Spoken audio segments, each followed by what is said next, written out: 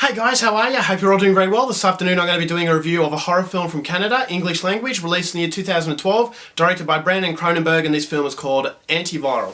Story to Antiviral takes place in this medical facility where they specialise in injecting diseases into patients so that they can just be like their celebrities. So basically what I mean by that is that they get a celebrity's disease, they put it into a syringe, they inject it into the patients who want to be like their celebrity so they can get a close, intimate bond between the two. So it seems very morbid, but this seems to be very popular, so they keep going. And the main character specialises in this. He's become very successful, and he injects himself with a disease.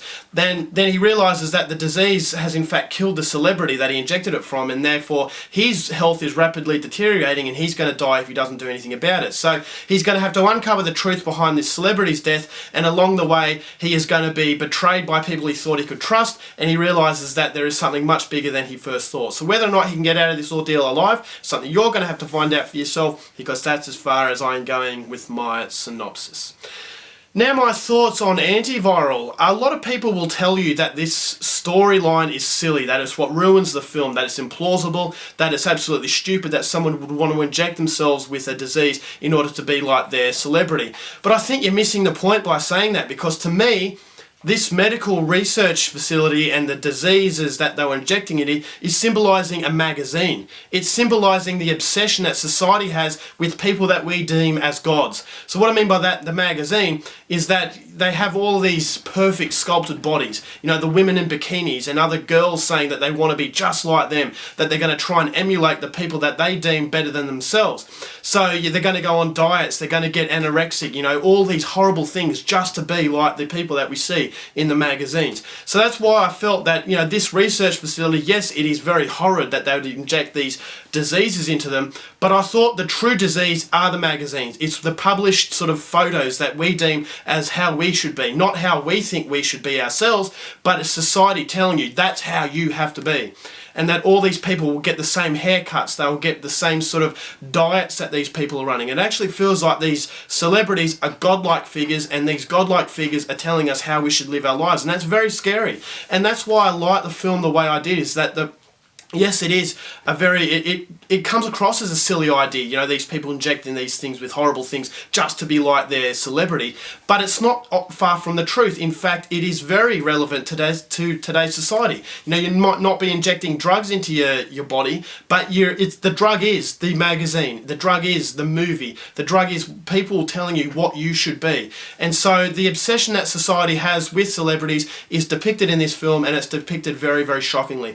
So it is a shocking film, it's a body horror film, and having said that, you know, David Cronenberg, Brandon Cronenberg's father, he specialised in body horror, but what I liked about Brandon Cronenberg is the same thing what I liked about Jennifer Chambers Lynch. Jennifer Chambers Lynch is the daughter of David Lynch, an absolutely fantastic director himself. And the beauty of that was that Jennifer Chambers Lynch pays homage to her father. You felt that she's a fan of her father's films, but she's made a film of her own. So while paying homage, you don't feel like she's emulating her father to the point where she's just cashing in off the name.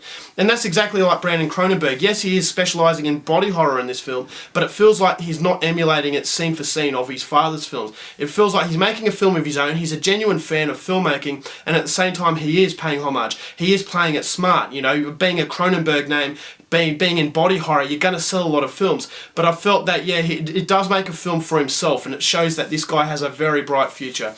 The main character of the film, I thought was very interesting. It's very limited sort of characters. It's a very morbid feeling that the film has. It almost feels like a dystopian future. Feels like it's being completely drained of all colour and life. And it just feels like these patients in the film are robotic sort of clones. That they want to be just like their heroes, and that they're willing to do the most ghastly things in order to be like that. So it's not far off the truth. I think the movie is far more plausible than you would first think. It's a symbolisation of, you know, the media telling people how they should be, and how far people are willing to go just to be like the people that they deem as better than them, just because they've got their faces in the magazine. So the ending of the film was very thought-provoking. I thought that was the most, you know, high impact of the film was right at the end.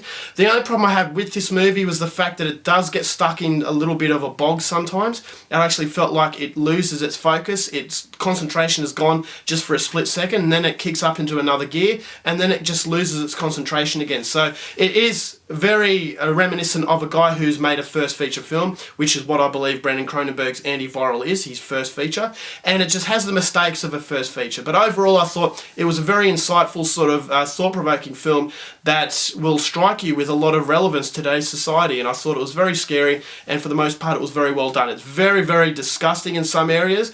There's a little bit of gore, but it's not a violent film. What it does, it's a very psychological look into obsession and how far we're willing to go to be somebody else. So that's basically what the story's about. I thought it was very well done, and as a result of all that, I'm going to give it 3.5 stars, and it's coming recommended. Alright guys, that's my review. Hope you enjoyed it. Till next time, keep watching movies, and I'll see you later. Bye.